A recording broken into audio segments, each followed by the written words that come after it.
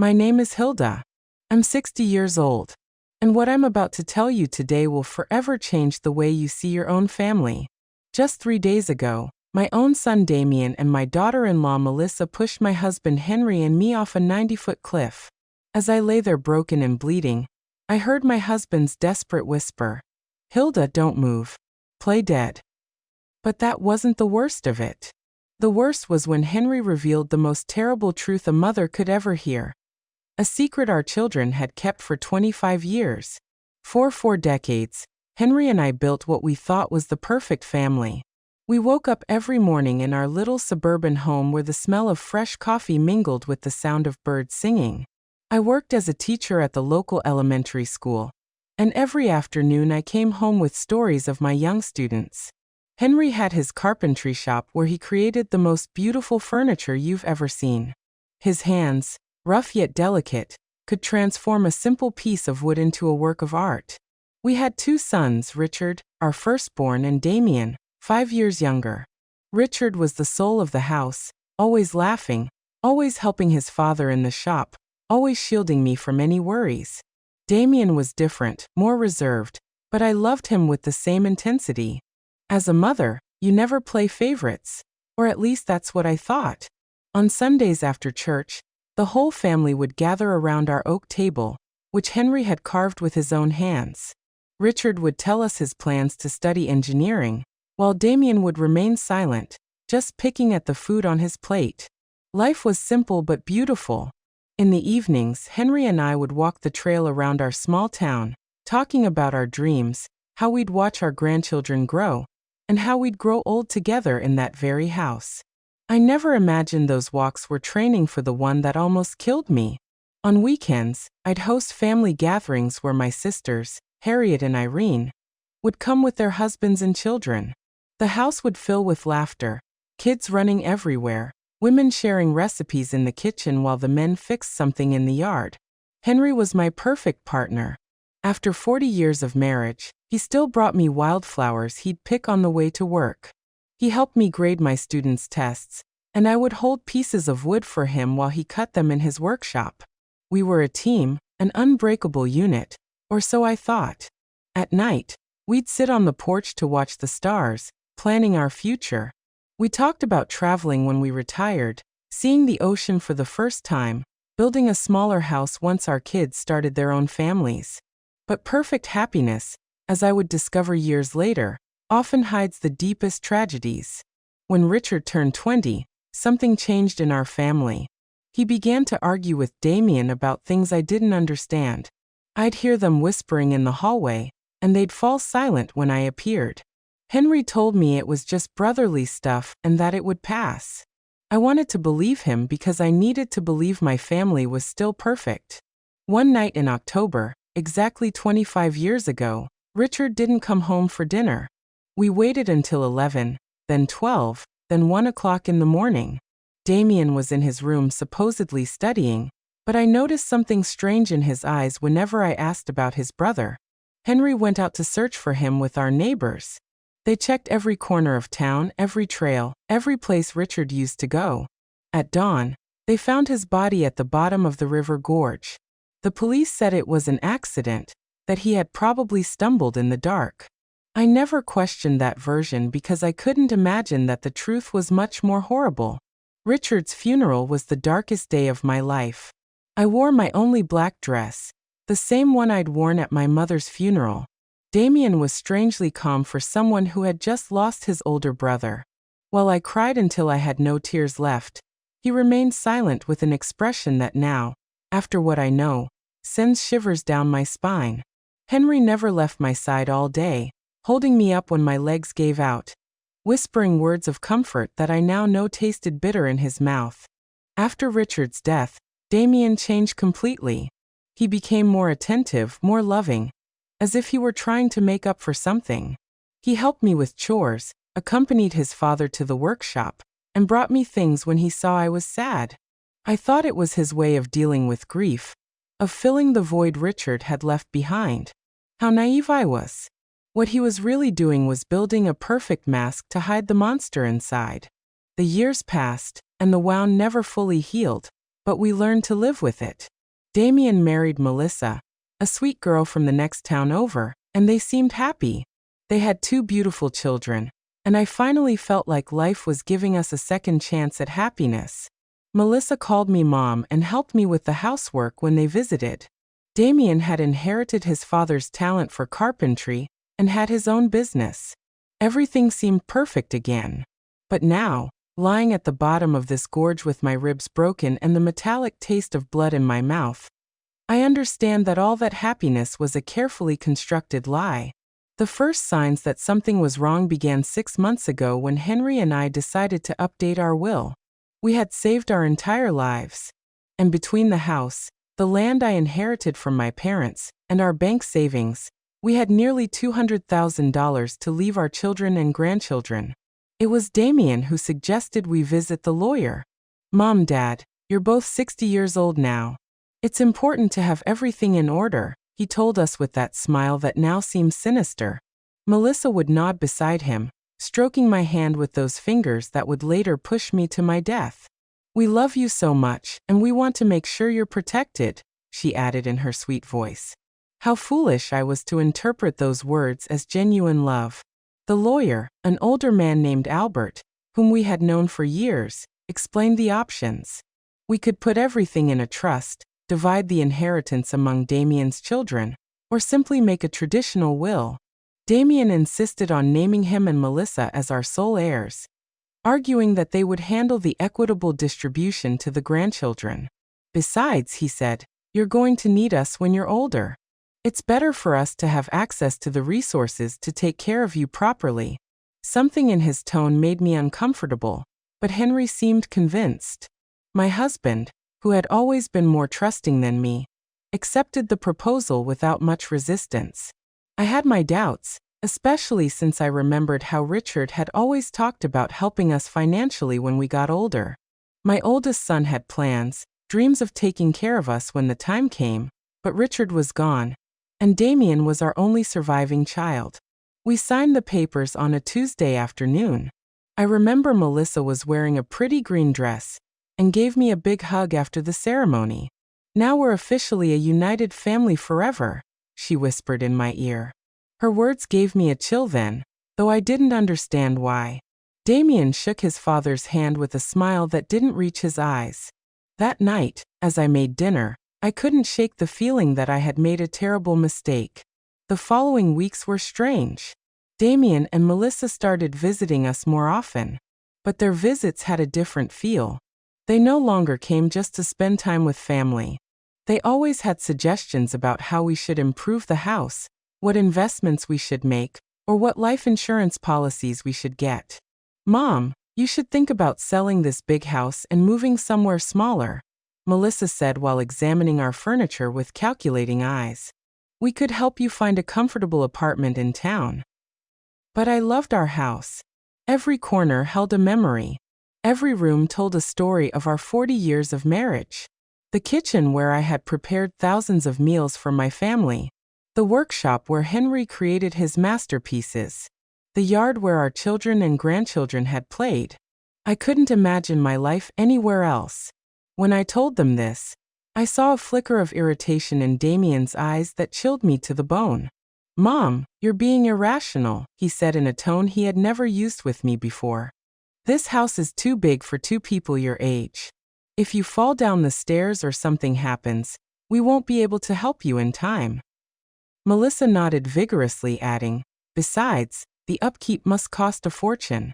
It would be much smarter to sell now while the housing market is high and move to something more appropriate for your age. Henry began to consider their arguments. My husband, who had always been practical, started talking about the logic behind their suggestions.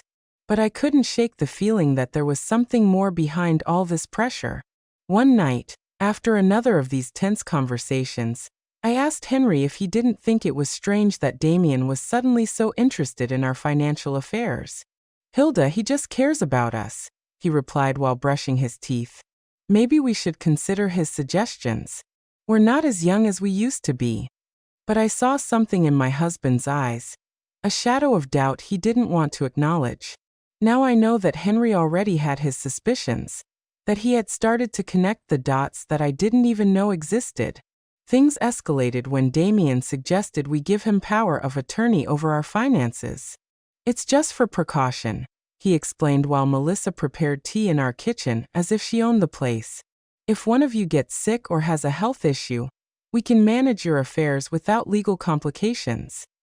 The way he said it so naturally, so logically, it almost convinced me.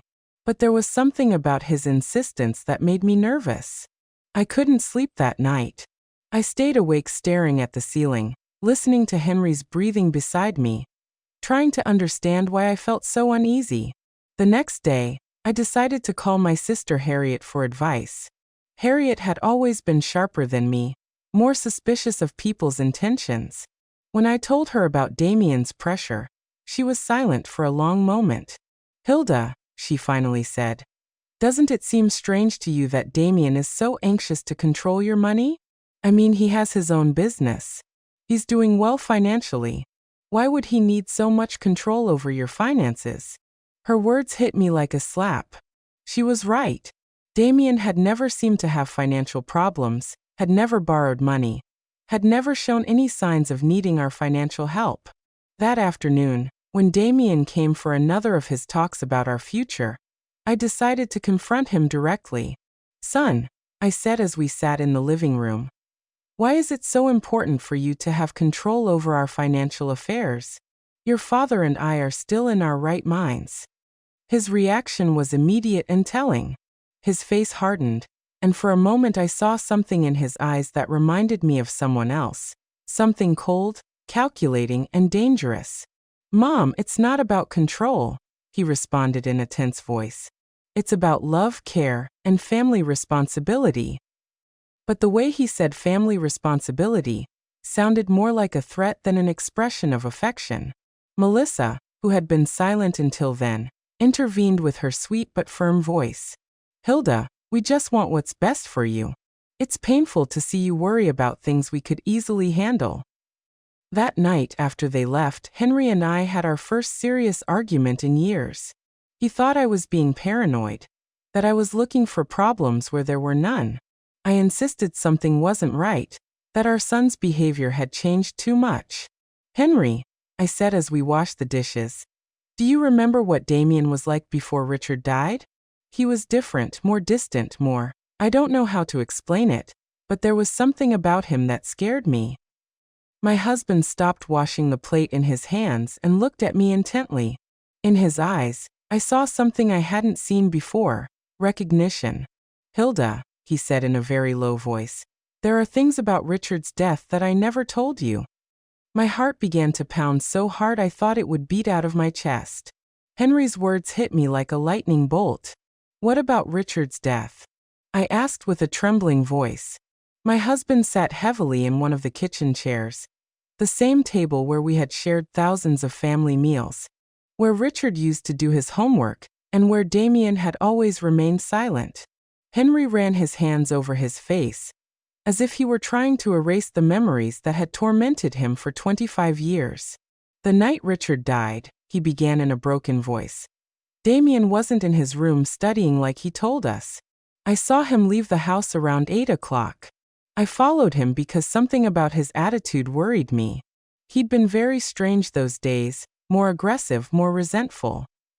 My husband paused, looking at his hands as if the terrible truth he had kept for so long was written on them. I saw them arguing by the gorge. "Hilda," I heard them screaming horrible things at each other. My world began to spin. What were they arguing about?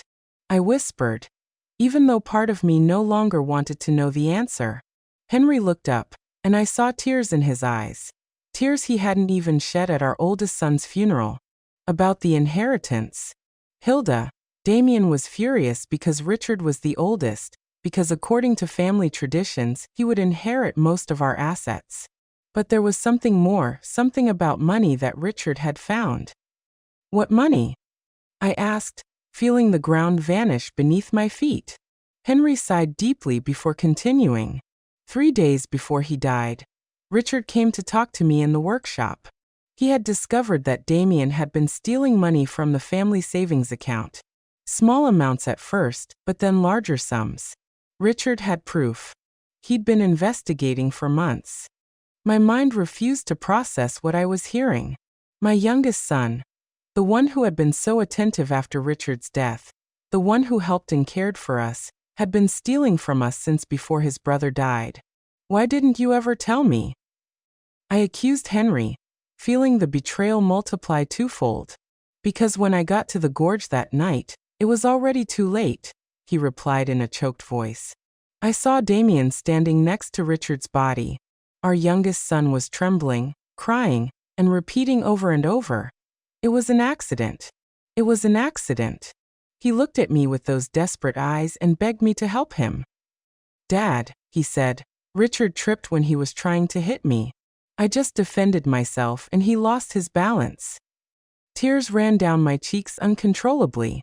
"But you believed him," I murmured, even though I already knew the answer. Henry nodded slowly with an expression of guilt that had haunted him for decades. He was my son, Hilda. My youngest son was asking for my help, and Richard was already dead. I couldn't bring one back to life by destroying the other. I thought it was really an accident, that Damien had learned his lesson, that he would become a better man after this. "And the stolen money?" I asked, needing to know every detail of this nightmare. Damien promised he would pay it back little by little, that he had taken the money to invest in a business that had gone wrong. He swore he would never do something like that again. And I believed him, Hilda. God forgive me. But I believed him because I needed to believe my son wasn't a killer. I got up from the table, stumbling, holding onto the wall so I wouldn't fall. Everything I had believed about my family, about my surviving son, about the last 25 years of my life, was a lie. Did he pay the money back? I asked, although I already knew the answer from the look on Henry's face. Never, he replied. In fact, he kept stealing small amounts that I pretended not to notice because confronting him would mean admitting I had covered up a murder. I became his accomplice, Hilda. Every time I stayed silent, every time I pretended not to see the bank accounts dwindle, I became more of his accomplice. The horrible reality began to take shape in my mind. "That's why he's so interested in controlling our finances now," I murmured. "It's not because he cares about us. It's because he wants to finish what he started 25 years ago." Henry nodded gravely. "And there's something else, Hilda. Something I just discovered a few weeks ago." "What else could there be?" I asked, feeling like my heart couldn't take any more revelations. Henry went to his desk and pulled out some papers he had been hiding under other documents.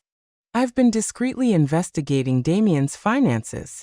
His carpentry business isn't doing as well as he wants us to believe. In fact, he's on the verge of bankruptcy. He owes more than $100,000 to several banks and suppliers." The papers trembled in my hands as I read the numbers. Damien wasn't the successful man he pretended to be. He was a desperate failure who had been living on lies and stolen money for decades. "Does Melissa know all this?" I asked, remembering her sweet smile and loving hugs.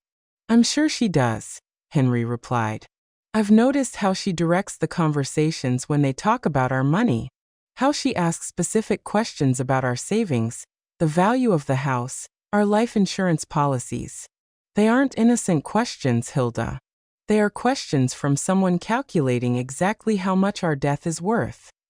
That sentence chilled me to the bone. "Our death," I repeated in a whisper. It was the first time I had considered that Damien might want to cause us physical harm. Until that moment, I thought he just wanted to rob or cheat us. But if he had killed his own brother for money, what would stop him from killing his parents for the same reason? "Henry," I said, grabbing his hands, "we have to go to the police. We have to tell them the truth about Richard and about what's happening now." But my husband shook his head with a look of hopelessness that broke my heart. "With what evidence, Hilda? I'm an accomplice to covering up a murder. If I talk now, I'll go to jail too. And besides, who's going to believe an old man of 65 who has been keeping this secret for 25 years? He was right. Do we just wait for him to kill us like he killed Richard?" "We're going to be very careful," Henry said, trying to sound more confident than he really was. We're going to find a way to protect ourselves, to gather evidence to. But his words were interrupted by the sound of the phone. It was Damien. "Hi, Mom," he said with that sweet voice that now sounded sinister to me. "Melissa and I were thinking, and we believe it would be beautiful to celebrate your 40th wedding anniversary with something special. How about we take you to those mountains you've always talked about next weekend? We could go on a family hike, take pictures, and have a perfect day together." My blood turned to ice. I looked at Henry, who had heard the conversation and had the same look of terror on his face. "That's a very sweet idea, son," I managed to reply in a trembling voice. "But let us think about it, and we'll get back to you tomorrow." After hanging up, Henry and I looked at each other in silence, knowing we had just received an invitation to our own execution. "The mountains," I murmured.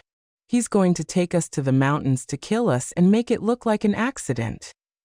Henry nodded gravely, just like he did with Richard at the gorge.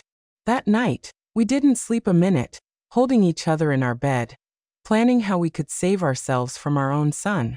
The next few days were a nightmare of terror and pretense.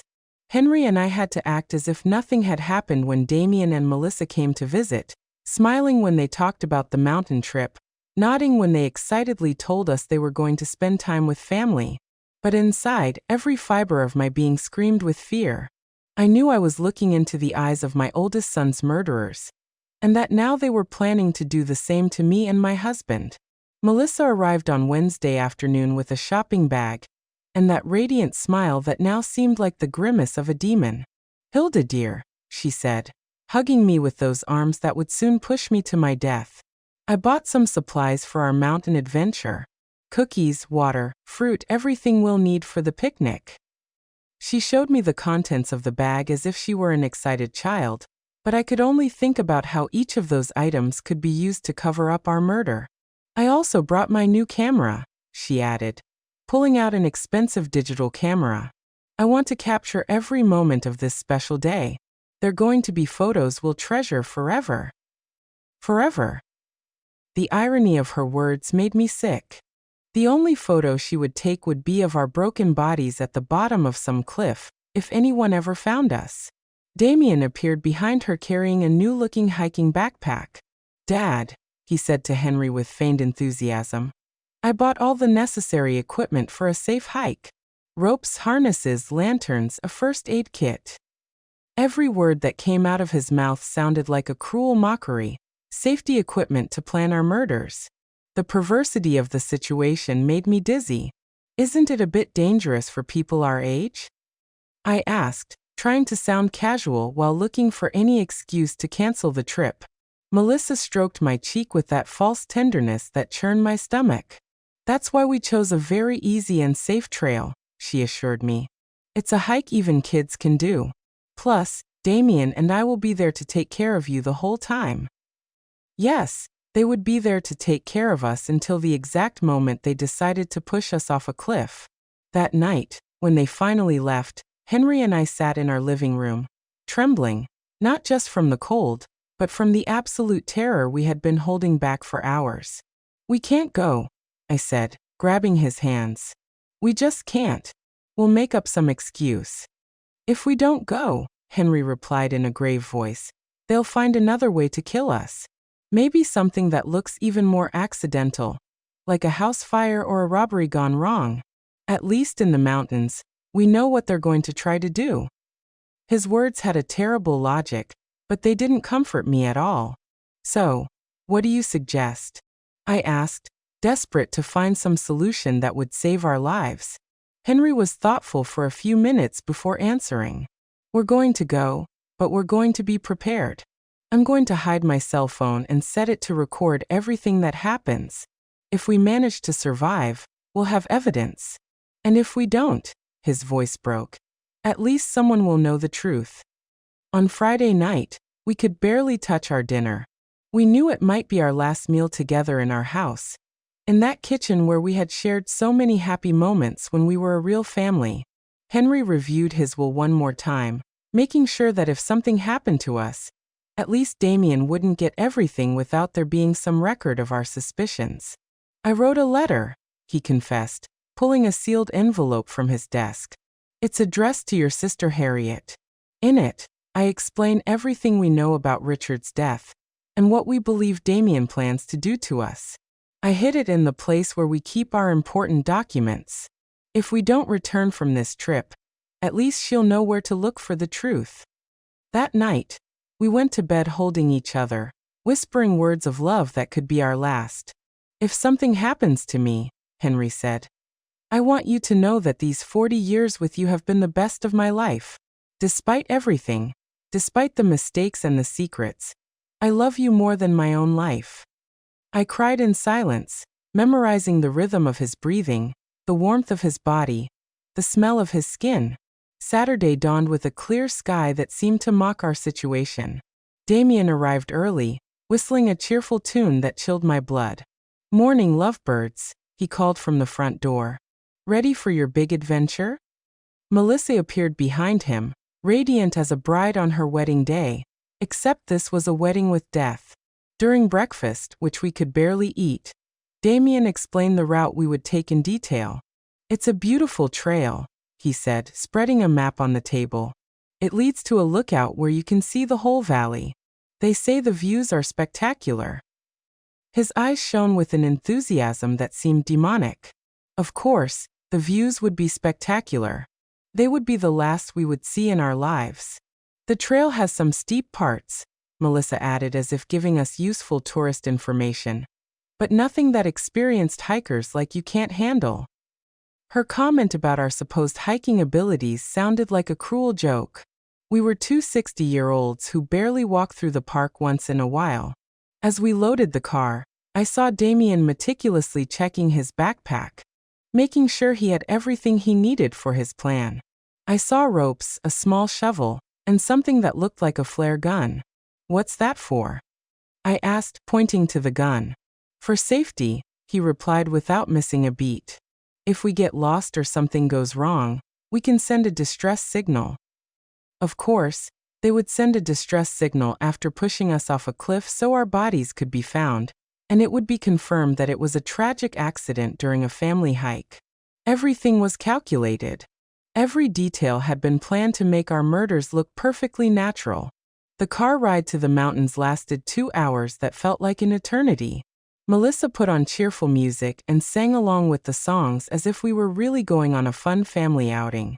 Damien drove carefully, obeying all the speed limits, stopping at every stop sign. He didn't want to risk an accident that would ruin his perfect plans. During the trip, Henry discreetly took my hand and activated the recording on his phone. Everything that happened from that moment on would be recorded. If we managed to survive, we would have proof. If not, at least the truth wouldn't die with us. When we finally arrived at the trailhead, my heart was pounding so hard I thought it would beat out of my chest. The place was beautiful, with tall trees and the sound of a nearby river. But for me, it had become the setting for my own execution. Damien and Melissa took their backpacks out of the car, smiling and joking as if it were the happiest day of their lives. Ready for the adventure? Damien asked. And for the first time in 25 years, I saw the same cold glint in his eyes that he'd had the night he killed his brother. The trail started out relatively easy, winding between lush trees and moss-covered rocks. Melissa walked ahead of us, constantly taking pictures and commenting on the beauty of the landscape. Look at those wildflowers, she exclaimed, pointing toward bushes full of yellow blossoms and that beautiful bird. Her performance was perfect, that of a loving daughter-in-law enjoying a special day with her in-laws. Damien walked behind us, supposedly to make sure we didn't fall behind. But I could feel his eyes on our backs like daggers. Every time I turned to look at him, he smiled with that grin he had perfected over 25 years of lies. How are you doing, Mom and Dad? He would ask with fake concern. Need to stop and rest? After an hour of hiking, we began to climb a steeper part of the trail. My legs already felt heavy, and Henry was breathing with difficulty. We weren't used to this kind of exercise, and our murderous children knew it perfectly. They had chosen a route that would physically exhaust us, making us vulnerable for when the time came to execute their plan. "We're almost at the lookout," Melissa announced. Although according to the map I had seen at home, we still had at least another hour of hiking, her lie confirmed that they had no intention of reaching the real lookout. The place where they planned to kill us must be much closer.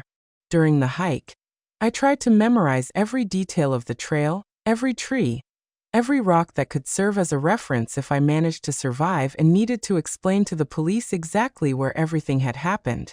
Henry was doing the same, and we occasionally exchanged glances loaded with terror and determination. We knew we were walking toward our deaths, but we also knew it was our only chance to get evidence against our murderers. "Oh, look at that!" Melissa suddenly shouted, pointing to a rock formation that loomed to our right. "That cliff has an incredible view. Why don't we climb up there to take some special photos?" My blood ran cold. There it was, the place they had chosen for our murder. The cliff rose about 90 feet above the main trail, accessible by a secondary path that seemed much more dangerous than the one we had been following. The rocks were loose. There were fewer trees to grab onto in case we stumbled. And from the top, you could see a precipice that fell into a deep gorge full of jagged rocks. "I don't know if that's a good idea," I said, trying to sound casual. "That trail looks pretty dangerous for people our age." But Damien had already started walking toward the turnoff, carrying his backpack full of safety equipment that I knew he wouldn't use to save us. "Come on, Mom," he said with that voice he used when he was a kid and wanted to convince me of something. "It'll only take a few minutes. Besides, Melissa's right. The photos from up there are going to be spectacular." The way he said spectacular made me tremble. They would be spectacular for whoever saw them afterward as evidence of our accident. Henry squeezed my hand discreetly, reminding me that his phone was recording everything. We had to go on. We had to go all the way to get the evidence we needed. If we refused now, they would simply find another opportunity, another place, another excuse to kill us. The climb to the cliff was exhausting. The loose rocks slid under our feet, and more than once I was about to fall. But the most terrifying thing was realizing how perfect this place was for a murder. If someone accidentally tripped and fell from the top, there would be no way to survive. And most importantly, there would be no witnesses. "Almost there," Melissa shouted from above, where she had already arrived with the agility of someone who had planned this route carefully. Damien followed her, and then helped Henry and me complete the last few feet of the climb. His hands on my arms felt like the claws of a vulture. The lookout was indeed spectacular. From there, you could see the whole valley, the mountains in the distance, and the river winding through the trees. In any other circumstance, it would have been a beautiful moment to share with family. But knowing what I knew, the place seemed like the perfect setting for a nightmare. "Come over here for the photos," Melissa shouted, positioning herself near the edge of the cliff. "I want the valley to be in the background." Henry and I approached slowly, each step bringing us closer to our final destination. I could see Damien strategically positioning himself behind us, calculating angles, measuring distances. "Perfect," Melissa exclaimed, raising her camera. "Now hug each other and smile." Henry and I hugged, probably for the last time, while she took picture after picture. Every flash of the camera seemed like a lightning bolt announcing the storm that was about to come. "Take one more," Damien suggested, moving closer to us. "But this time, stand back a little so the landscape looks better." One step back meant being exactly on the edge of the precipice. Henry and I exchanged a look. The time had come. We moved back as we were told, feeling the solid ground disappear under our feet, and only the emptiness of the abyss remaining behind us. Melissa raised the camera one more time, but this time I saw something different in her eyes. There was no longer any need to pretend. The mask had fallen. "Smile," she said in a voice that was no longer sweet at all. "This is going to be your last photo." At that moment, Damien lunged toward us with his arms outstretched. The plan was simple. Push us backwards so we would fall into the void, take some photos of the accident, and then go down to discover our broken bodies. But Henry had been preparing for this moment. In the last second, he managed to grab Damien's wrist and pull him forward. "If we're going to die, you're coming with us," he shouted with a fury I had never seen in him before. For a moment, all four of us were teetering on the edge of the cliff, holding on to each other in a macabre dance between life and death. Melissa screamed and tried to help Damien, but the weight of all of us was too much. I felt the ground give way under my feet, felt gravity begin to win the battle.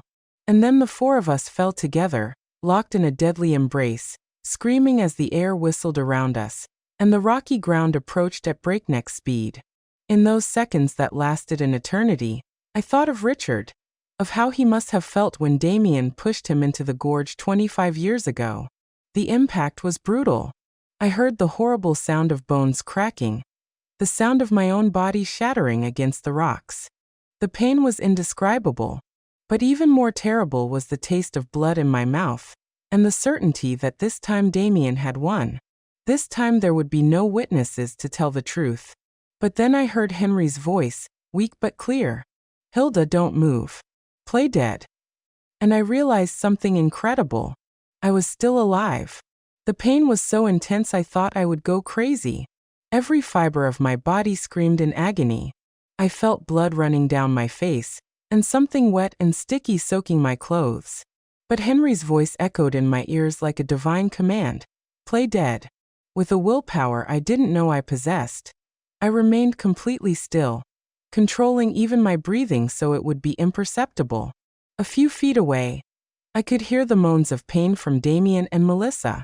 They had also survived the fall, but from their groans, they seemed to be in worse condition than we were. "Melissa." I heard my son's broken voice. "Are you okay?" His concern for his wife made my stomach churn. This man who had murdered his own brother and had tried to kill us was still capable of feeling love for someone. "I think I broke my leg," Melissa moaned. "It hurt so much, Damien." "And what about the old people?" The disrespectful way she referred to us confirmed what I already knew. We had never been family to her. We were just obstacles on her way to our money. I heard movement as if Damien were crawling toward us. My heart was beating so fast I was afraid he would hear it. "They're dead," he announced after a few minutes that felt like hours. "Both of them have their eyes open, but they're not breathing." His lie filled me with a strange hope. If he believed we were dead, maybe we would have a chance. "Perfect," Melissa whispered with a satisfaction that chilled my blood. "It worked just like we planned." "Well, except for the part where we fell, too." I heard her bitter laugh. "At least we won't have to pretend we love them anymore." For the next few minutes, that felt like an eternity, Damien and Melissa discussed their situation. Both were injured, but they could move. The plan now was to crawl until they found a place from which they could call for help, and then tell the story of how they had miraculously survived a tragic accident that had killed their poor grandparents. "Remember the story," Damien said to Melissa. "We were taking pictures when a rock came loose under Dad's feet. He tripped and, trying to grab on, he pulled Mom with him. We tried to help, but we fell too. It's important that our stories match." "I know," Melissa replied. "We've practiced this 100 times. We're the traumatized survivors of a family tragedy. Poor us. We lost our dear in-laws in a horrible accident." Her performance was so convincing that if I hadn't lived the truth, I would have believed every word. Gradually, their voices faded as they crawled toward what they hoped would be their salvation. When silence finally fell, Henry whispered my name so low I could barely hear it. "Hilda, are you okay?" I answered in the same whisper, confirming that I was alive but terribly injured. "My left leg is broken," he told me in a voice choked with pain. "And I think I have a few fractured ribs. What about you?" I did a mental inventory of my body. I felt a stabbing pain in my right arm. My head throbbed as if someone were hitting it with a hammer, and there was definitely something wrong with my shoulder. But I was alive, and that was more than I had hoped for. "We're bad, but we're alive," I whispered. "It works, but there's no signal down here." That was the most terrifying part of our situation. We were alive but trapped at the bottom of a gorge, injured, and with no way to communicate with the outside world. If no one came to look for us, we would die here slowly from thirst, hunger, or our wounds. Henry, I whispered, before it's too late, I need you to tell me everything. Everything that really happened the night Richard died. My husband sighed deeply as if he had been waiting for this moment for 25 years. That night, he began in a trembling voice, Richard came to find me in the workshop. He was furious. He had papers in his hands, bank statements. He showed me evidence that Damien had been stealing money from our accounts for months. Small amounts at first, then larger sums. Richard had been investigating because he had noticed discrepancies in our savings. The physical pain mingled with the emotional pain as I listened to the truth that had been hidden for decades.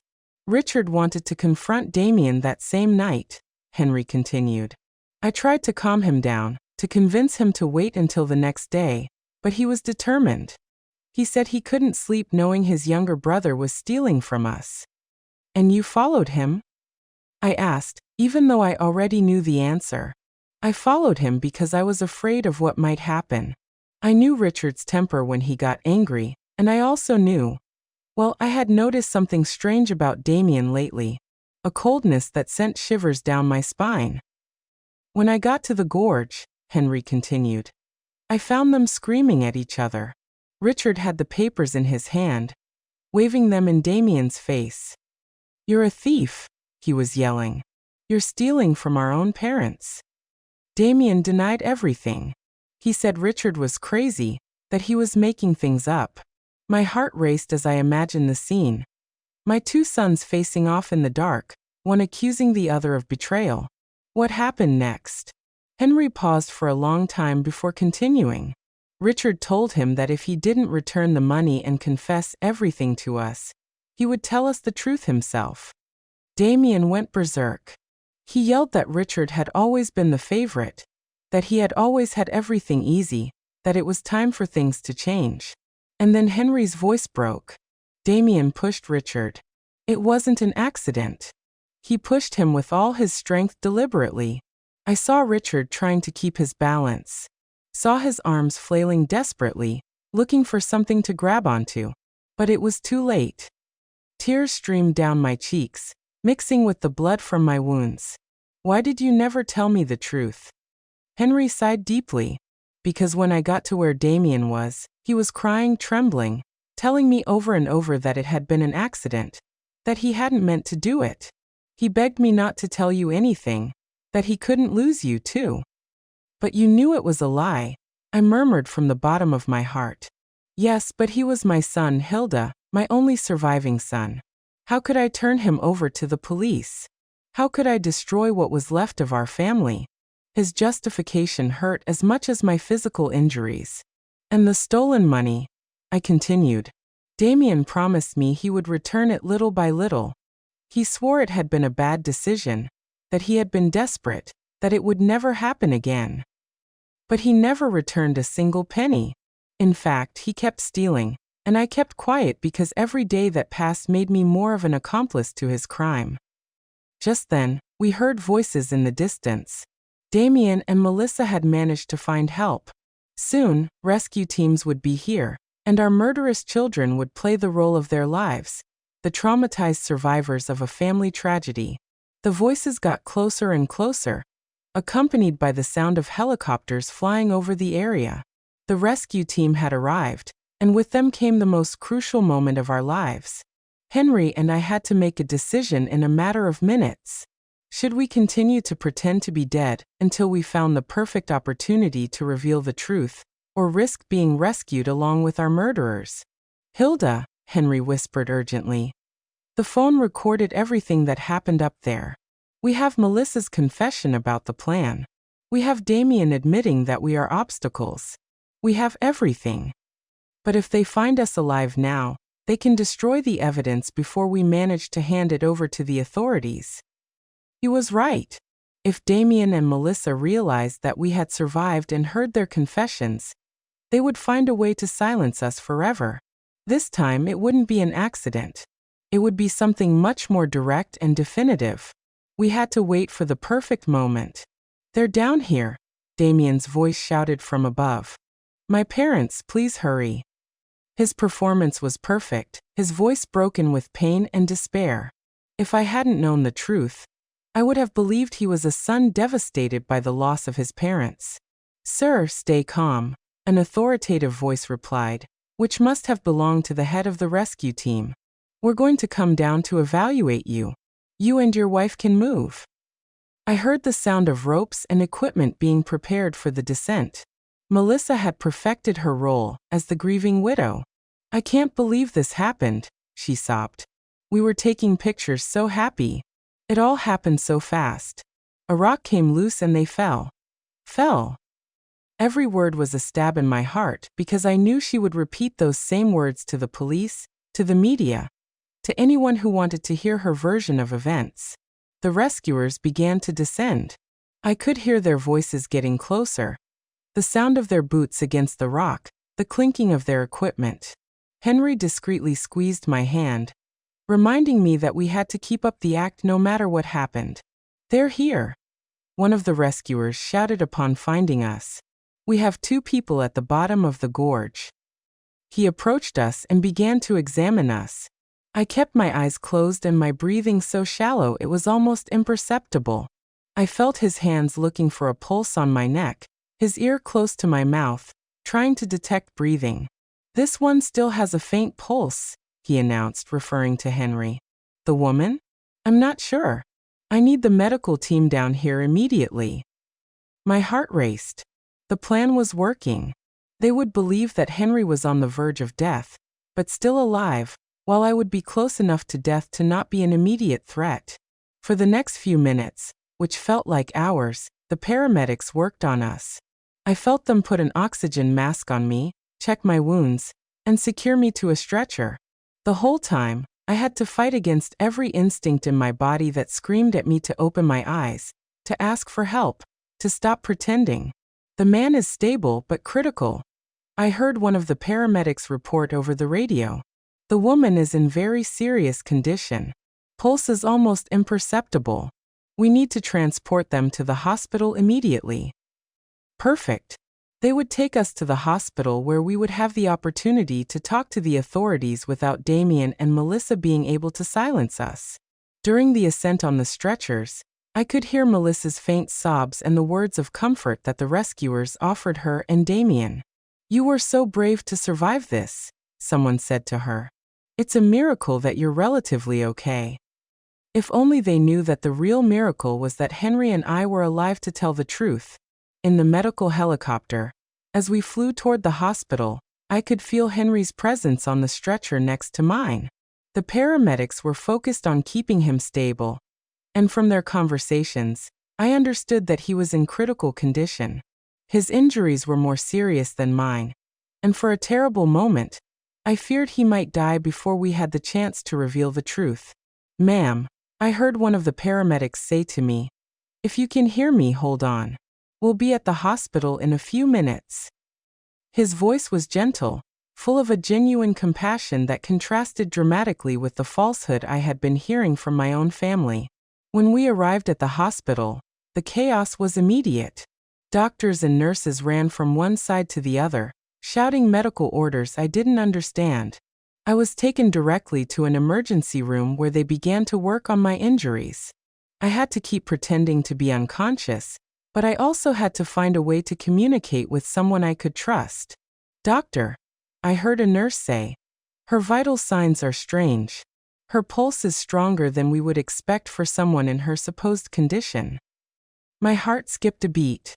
They had discovered me. I was such a bad actress that my own body was betraying me. The doctor murmured.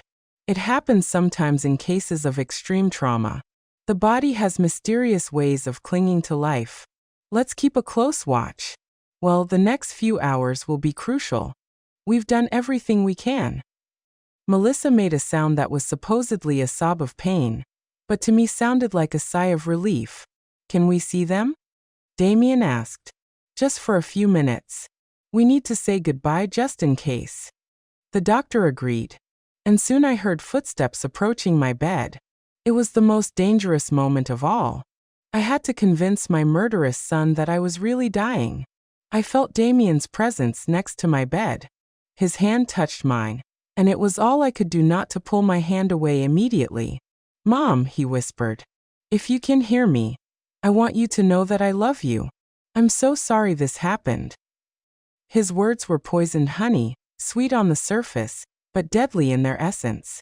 Melissa approached from the other side. "Hilda, dear," she murmured, "you've been like a mother to me. We'll never forget you." Liar. The only reason they wouldn't forget me was because they would have to live with the knowledge that they had murdered me. But then Damien leaned closer to my ear and whispered something that chilled my blood. "I hope you've learned your lesson, Mom. You should never have asked so many questions about our finances. Some truths are better left buried, just like Richard." At that moment, I knew our plan had worked. Damien had just confessed, and even though I had no way to record it, there was a nurse in the room who had heard every word. Damien's whisper echoed in my ears like a direct confession of his guilt. He had mentioned Richard. He had admitted that some truths should remain buried. And most importantly, he had acknowledged that our questions about finances had been the reason for our accident. But I needed more than that. I needed a full confession that couldn't be misinterpreted or denied later. The nurse who had overheard the comment, a young woman named Inns, according to her ID badge, had frozen next to the monitoring machine. I saw through my half-closed eyelids as her eyes widened in surprise and horror. She had heard something she shouldn't have heard, and her expression told me she understood the implications of those words perfectly. "What did you say about Richard?" Melissa whispered, obviously surprised by the mention of the dead brother. Damien tensed, realizing he had said too much. "Nothing," he muttered. "I just meant, well, Mom always wondered what really happened that night. I guess it doesn't matter anymore." But it did matter. And Melissa was smart enough to realize that her husband had made a mistake. "Damien," she said in a tense voice, "let's go. The doctors need space to work." I could feel the tension between them, the mutual understanding that they had said too much in the wrong place. After they left, the nurse approached my bed. "Ma'am," she whispered so low I could barely hear her, "I know you can hear me. What I just heard is not normal. If you are in danger, you need to tell me somehow." Her voice had an urgency that filled me with hope. Someone else had started to suspect. Very slowly, almost imperceptibly, I moved my index finger. It was the smallest possible movement, but Inns noticed it immediately. "Oh my God," she whispered. "She's pretending to be unconscious." I moved my finger again, this time twice. "Yes, listen," she said, leaning even closer. "I'm going to pretend I'm checking your monitors. If you are in danger from those people who were just here, move your finger 3 times." Without hesitation, I moved my finger 3 times. Inns gasped. "They did this to you." 3 more movements. The nurse moved away from my bed and pretended to check my fore while she processed what she had just discovered. I could see in her expression that she was struggling with the decision of what to do. Finally, she approached me again. "I'm going to talk to the doctor in charge," she whispered. "But I need you to keep pretending until we can protect you. Do you understand?" I moved my finger once. The next few minutes were agonizing. Inns left the room and I was left alone, waiting and praying that she would believe my story and take the right actions. Finally, I heard footsteps approaching. It was Inns accompanied by an older man who must have been the chief doctor and, surprisingly, 2 police officers. "Ma'am," the doctor said in a low voice, "Nurse told me about your situation. If you can hear me, we need you to know that you are safe now. The officers are here to protect you." A wave of relief so intense almost broke my act. "Can you open your eyes?" one of the officers asked. Slowly, very slowly, I opened my eyes. The hospital light blinded me for a moment, but I gradually managed to focus on the worried faces surrounding me. "Thank God," Inns murmured. "I thought I was going crazy." "Ma'am," said the police officer, a middle-aged man with a serious expression, "I'm Detective Johnson. We understand you may be in a very dangerous situation. Can you tell us what really happened on that mountain? My voice came out as a raspy whisper after hours of pretending to be unconscious. My son and his wife pushed us. The next few hours were a whirlwind of statements, recordings, and revelations. I told Detective Johnson everything I knew. Richard's death, Damien's thefts, the pressure to change our will, and finally the plan to murder us on the mountain. But the most important thing was the recording on Henry's phone. Your husband has recorded evidence? The detective asked, his eyes gleaming. Yes, I replied. Everything is on his phone. The confessions, the plans, everything. The detective immediately went to the room where Henry was being treated. Henry had regained consciousness an hour after me, and when the detective explained the situation, he handed over his phone without hesitation. Here's everything, he said in a weak but firm voice. 2 years of lies and the truth about what happened today. While the police technicians analyzed the recording, Damien and Melissa remained in the waiting room, playing their part as devastated family members to other hospital visitors. They had no idea that their careful performance was about to end forever. The recording is clear, the detective announced after an hour.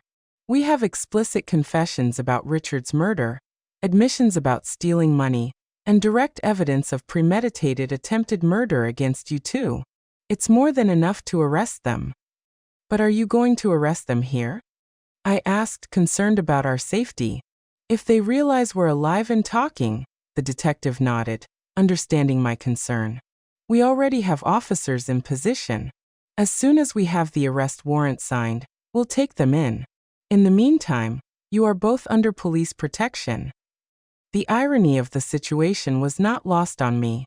Damien and Melissa were down there probably talking to other patients' relatives, receiving condolences for our deaths, planning how to handle our funeral and inheritance. They had no idea that upstairs in the hospital rooms, we were tearing down their carefully constructed world of lies. Is there anything else? The detective said, pulling out a folder of papers. After hearing your story, we investigated your son's finances. Not only is he bankrupt, as you suspected, but he also owes money to some very dangerous people, unofficial lenders who don't take excuses. My blood ran cold. You mean that we weren't just inconvenient to him? He confirmed it. The detective said you were his only salvation. With your inheritance, he could pay off his debts and start over. Without you, he would probably be dead in a few weeks. That revelation added a new dimension to the betrayal. He hadn't just seen us as obstacles. He had seen us as his financial lifesaver. Our death was not just convenient for him. It was absolutely necessary for his survival. And what will happen to our grandchildren? I asked, feeling a new wave of pain at the thought of Damien and Melissa's innocent children. Social services will take temporary custody of them. The detective replied gently. But as I understand it, you could apply for custody once you recover from your injuries. The idea of raising the children of our own murderers was overwhelming, but it was also the only way to ensure that something good would come out of this nightmare. Those children were innocent, and they deserved a chance to grow up in a home where love was real, not feigned. It's time, the detective announced when an officer entered the room with papers in hand. The warrants are signed. We're going to arrest them now. Through the window of my room that overlooked the hospital parking lot, I could see police officers discreetly positioning themselves. The moment I had been waiting for 25 years had finally arrived. Damien Black and Melissa Black. I heard the firm voice of the officer in charge. You are under arrest for the murder of Richard Black and the attempted murder of Hilda and Henry Black. The silence that followed was deafening. Then Melissa's hysterical voice. What are you talking about? We're the victims here. Our in-laws died in an accident. Ma'am, the officer replied calmly. Your in-laws are alive and they have provided complete evidence of your crimes. There was a moment of absolute silence followed by a scream of desperation from Damien. That's impossible. We saw them die. They were dead. His involuntary confession was captured by the police recorders, adding another piece of evidence to their case. Through the radio, I heard Melissa begin to blame Damien. It was all his idea. I didn't want to do any of this. He forced me. And Damien, in desperation, screamed, "You were the one who suggested the cliff. You planned all of this." In a matter of minutes, the alliance that had lasted for years fell apart as each one tried to save their own skin. Detective Johnson returned to my room an hour later with an expression of satisfaction mixed with sadness. "They're arrested and on their way to the station," he informed me. "They're both trying to blame each other, which only strengthens our case. But there's something else I need to tell you." "What else?" I asked, though I wasn't sure my heart could handle any more revelations. "During the arrest, we found this in your son's backpack," he said, showing me a small digital recorder. "Apparently, he had been recording his conversations with you and your husband for the past few weeks, probably looking for evidence that you suspected something." My blood ran cold. "What does that mean?" The detective sighed. "It means he knew you were starting to discover the truth. The trip to the mountain wasn't a spontaneous decision. It was a direct response to your suspicions. In one of the recordings, you can clearly hear Melissa telling him, 'We have to act fast before they go to the police.'" The depth of the planning and the coldness of the calculation took my breath away. They hadn't just planned to kill us. They had been monitoring our conversations, evaluating the level of danger we posed to them. We were mice in a maze, and they had been the scientists observing our every move. "There's something else," the detective continued, "that we found in the investigation of his finances. Your son not only owed money to dangerous lenders, but he had also forged your signature on several documents trying to access your bank accounts. If you had died on that mountain, he would have had immediate access to all your resources." Every new revelation was like another stab. My own son had not only planned to murder me, he had been actively stealing from me, forging my signature, and violating every principle of family trust one had tried to instill in him. "How much money did he steal in total?" I asked, though I wasn't sure I wanted to know. "About $50,000 over the last 5 years, the detective replied. "Small amounts that he thought you wouldn't notice, but which, when added up, amount to a significant sum. The money Henry and I had saved over decades of hard work, penny by penny, had been financing our son's life of luxury while he planned our murder." The following days in the hospital were a whirlwind of police interviews, visits from lawyers, and calls from news media that had picked up the story. The local press had titled the case the most horrible family betrayal of the decade, and reporters from all over the country wanted to hear our version of events. My sister Harriet arrived from the neighboring town crying and hugging me as if she hadn't seen me in decades. "Hilda," she said over and over, "I always knew there was something strange about Damien after Richard's death, but I never imagined he was capable of this." Her words comforted me because they confirmed that my maternal instincts hadn't been completely blind. "And the kids?" I asked about my grandchildren who were now in the temporary custody of social services. "I saw them yesterday," Harriet replied sadly. "They're confused, asking why their parents can't come home. They're too young to understand what really happened." The lawyer we had hired, the same Albert who had prepared our will, came to see us with news about the legal process. "The case is solid," he assured us.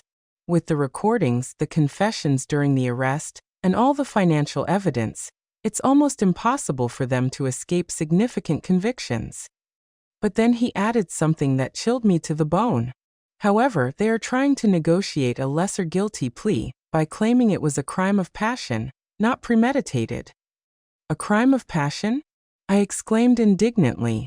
"They planned this for weeks, bought special equipment, and chose the perfect place." Albert nodded gravely. "I know, and we have evidence of premeditation, but their lawyers are going to argue that it was a desperate decision made under extreme financial pressure."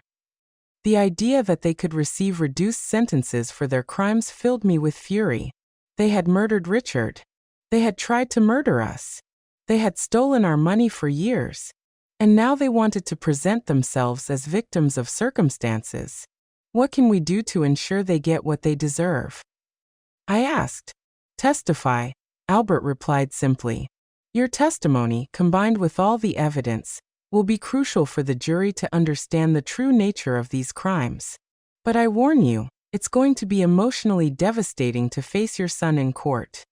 He was right. The idea of looking Damien in the eyes during the trial, of listening to his lawyers try to justify the unjustifiable, of publicly reliving every moment of this nightmare was overwhelming. But it was what I had to do for Richard, for us, and for my grandchildren who deserve to know the truth about their parents. 3 weeks after the arrest, Henry and I were finally able to go home. Our wounds had healed enough to allow us to move, although he still needed crutches, and I had my arm in a sling. The house felt strange, as if it were the set of a play after all the actors had left. Everything was exactly as we had left it on the day of our family outing.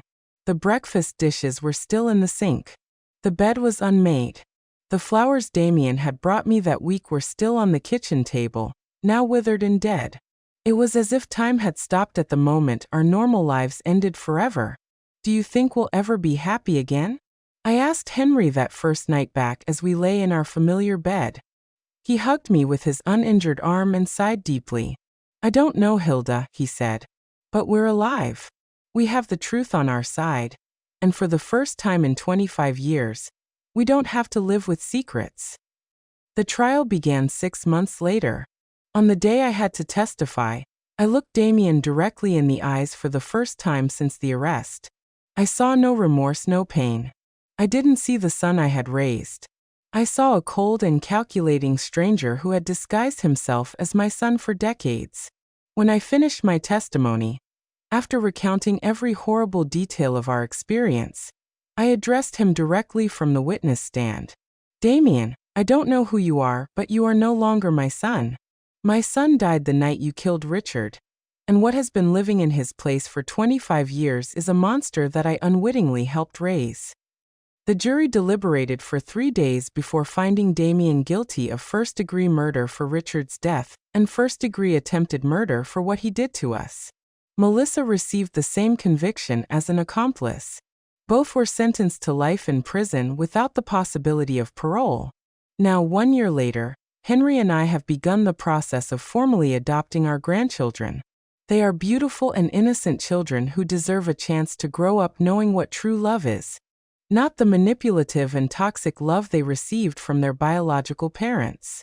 Every night when I tuck them in, I tell them about their Uncle Richard, the brother they never knew. I tell them about his kindness, his honesty, his dream of